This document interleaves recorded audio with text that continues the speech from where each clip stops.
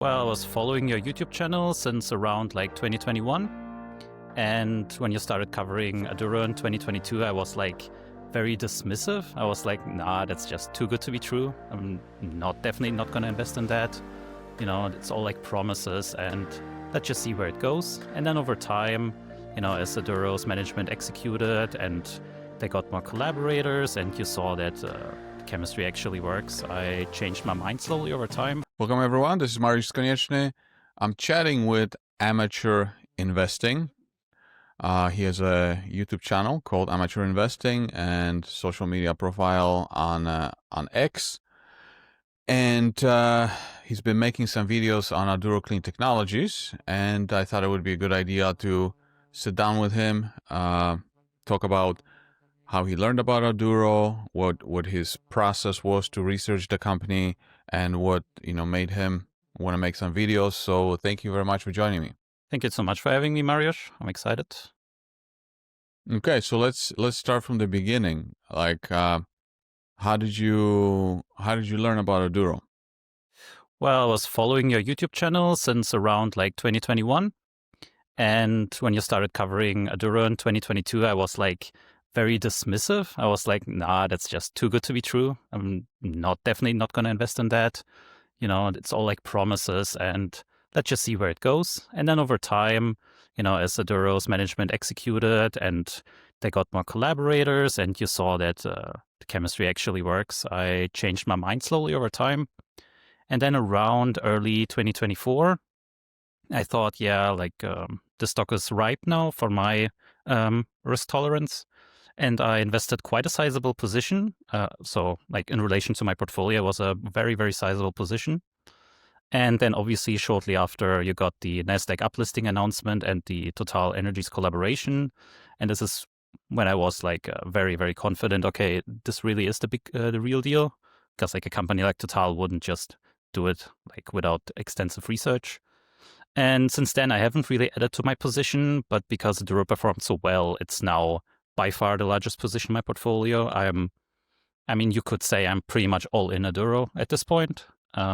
So yeah, my financial future pretty much depends on Aduro, and I'm perfectly fine with that. I'm confident enough, and I've done enough due diligence that even like a 40% drop in the stock price doesn't really faze me. So yeah. Well, I think it's pretty interesting because I think many people are in the same boat when they discover Aduro. First, they dismiss it. They don't believe it can be possible. And then somehow they find themselves doing the due diligence and then convincing themselves, right? Yeah, obviously. I mean, I followed like half of the videos on Aduro that you uploaded. I, from time to time, would watch them. Then I would, like a couple of months would go by, I wouldn't look at it at all. And then I look again, oh, they made progress again. Like, because there's so many companies that promise you the world, like, oh, this is going to be such an amazing product. It's going to be great. And they don't even have a prototype. They don't even have like a factory to build anything. And with Aduro, they said they're going to do something. They did it. And, you know, it worked out pretty well. And especially all the collaborators coming in over time, that really was what sold me. And then, of course, Total Energies, that's what's really sealed the deal for me, where I saw, you know, such a huge company. Yeah. But I think that's pretty normal, right? Like that you don't believe it in the beginning. Well, but so when you first heard about it and you dismissed it and you didn't believe in it, was it because you didn't want to do the due diligence right away, or was there not enough at that point? I think there was not enough. I think that was the main thing, because there are like tons of companies who promise you, you know, like you always say, like a cure for cancer or something like that. And like 99 out of the 100 times it turns out to be like not true or not work out or doesn't scale. But with Aduro, I think this is one of these 1 out of 100 cases, right? I think it's really probably the most impressive technological breakthrough in the last decade, especially when you look at it from a recycling perspective.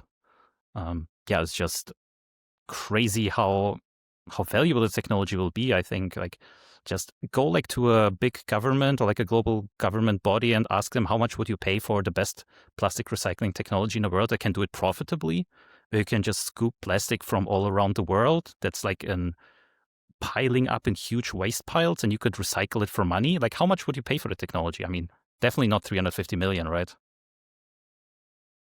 Yeah, and so what are like ranges of value that you think a technology with the best recycling technology in the world should have? Well, that's I think a pretty difficult question. I think the better question for me personally is when would I be comfortably selling, right? Like, I think what is it worth? Like over the very long run, I think like 10 billion plus for sure. Um, but the question is, when can I bring myself to hit the sell button, even like selling like half of my position? I think that's probably around somewhere like $100 per share. It's probably because I thought about it, like for my portfolio, if it hits like $60, I would be pretty happy with my financial position because that would like, because Aduro is pretty much almost all of my portfolio. If it hits $60, I'm like financially really, really well off. But I don't think I can sell at $60. I think like in reality, I would struggle to hit the sell button around $100. Okay, we can talk about it. Can be convinced, I guess, but $100 would be around like 3.5 billion. So I think Pure Cycle is currently trading like 2.5 billion, something in that range. So Aduro's technology is obviously like significantly better. So like 5 billion would be pretty reasonable over the next 3 years, I think. But I think once the big players come in, all the hedge funds, all the institutions, I mean, 10, 20, 30 billion might be quite easy, even 50 billion. I don't see why not. Okay, talking about the institutional money, the hedge funds.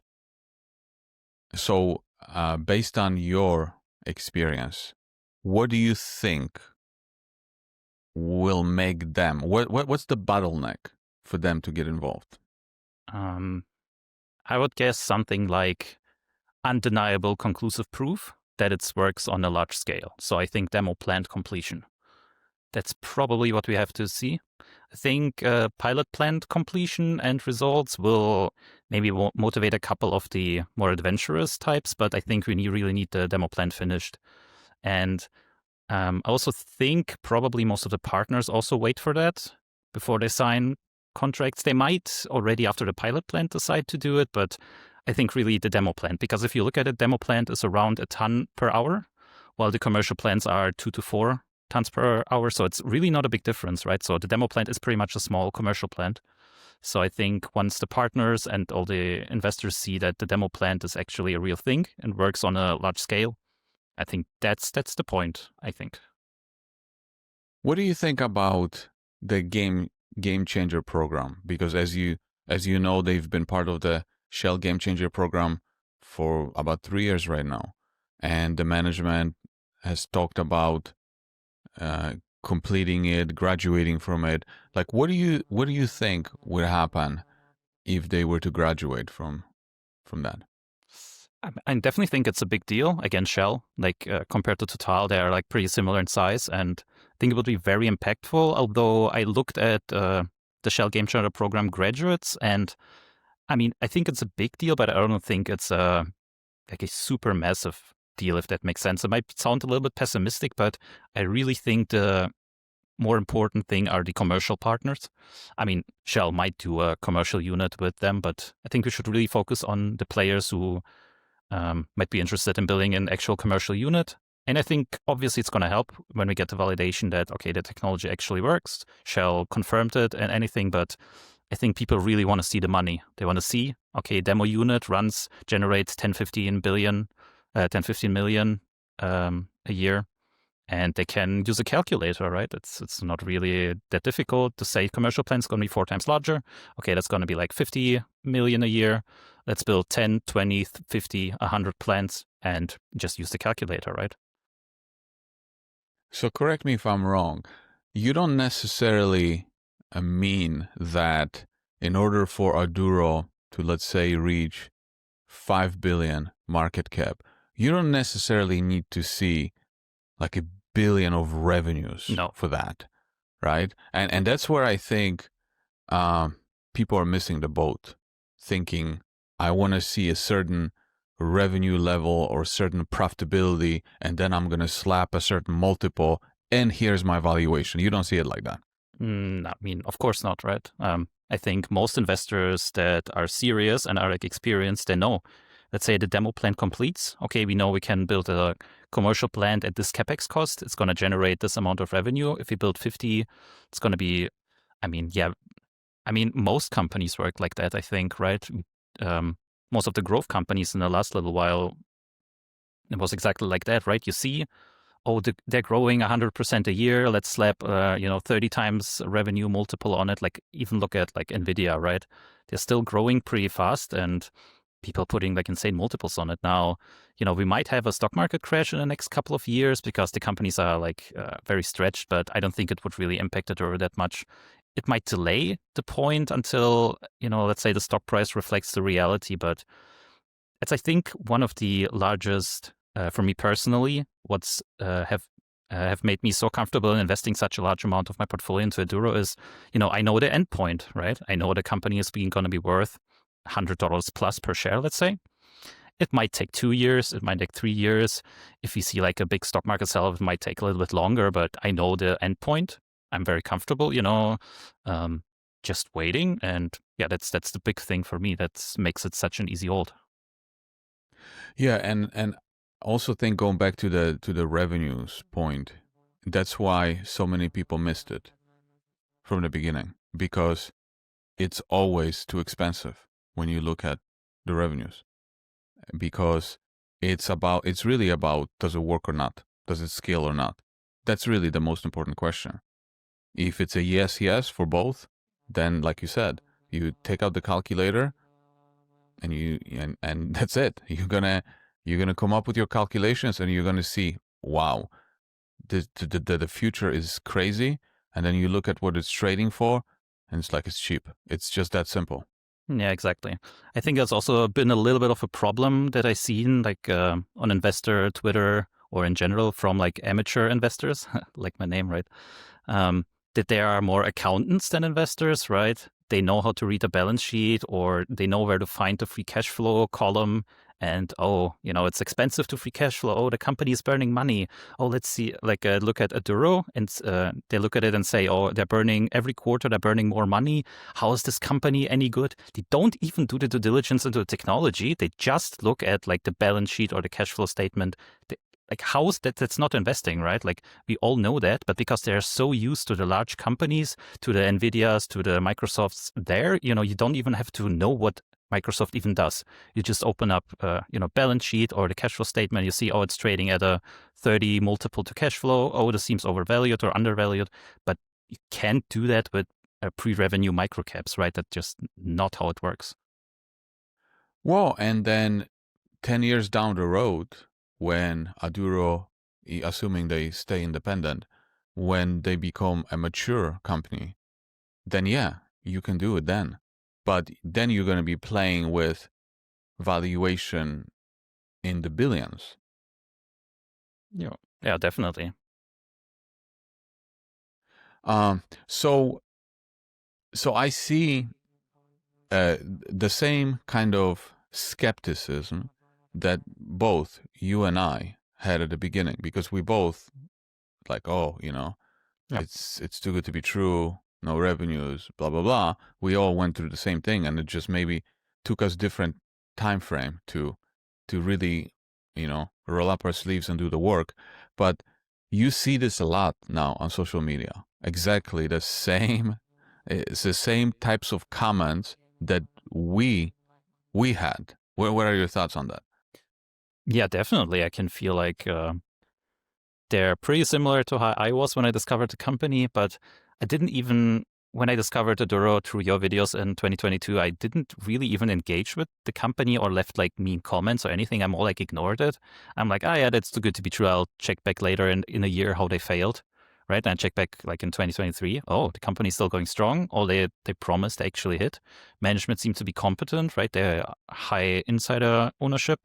Okay, interesting, right? And then by early 2024, I'm like, okay, this might actually be the real deal. Of course, it's not 100% yet, but I decided, to do my due diligence. And by that point, was pretty convinced that this is a pretty good company, let's say. You're in Europe, right? Yeah, I'm in Germany. Okay, so do you think that you being in Europe, you have more interest in technology like this? I don't think it had really anything to do with that, to be honest. I think I discovered the company through you. Um, Now, investing wise, I don't even know like if that has anything to do with it. I think I was always interested in like imagining the future being great, right? And Aduro makes it really easy to see, especially once we got the flow through reactor and we saw the company also the technology actually works on a flow through stage. So you can imagine just scaling it up and it should work. The chemistry is the same. Then you start imagining how much could the company be worth, right? And that makes it also like fun in holding and investing in the company, right? Because you always have something new happening. They constantly progressing slowly over time. It's not like, suddenly all of a sudden there's like I don't know, like a big discovery. Oh, something crazy was discovered. It's just step by step, slowly. And I also noticed management being like very, very conservative.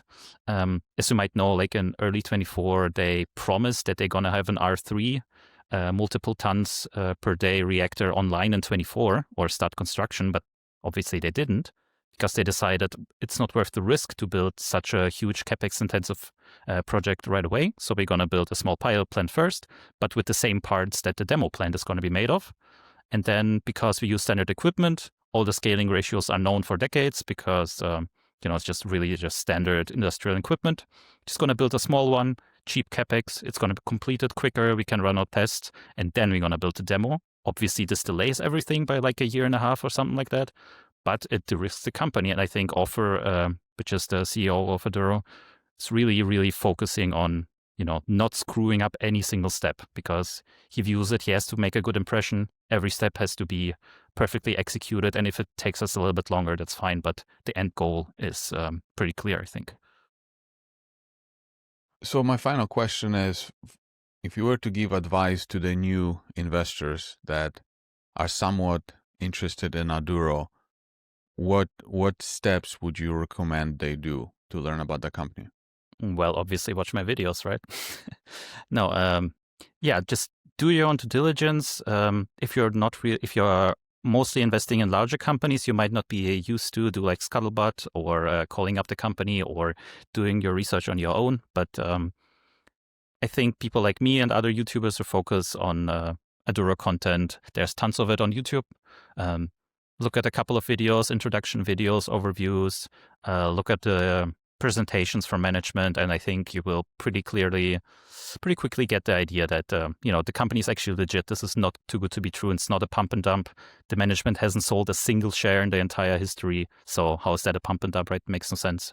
So yeah, once you're at that point where you realize no, it's actually is one of those very rare cases where it sounds too good to be true, but it's actually true, then I think you're going to be pretty happy with the investment. All right. Well, thank you very much for doing this interview. Thank you so much, Mariusz.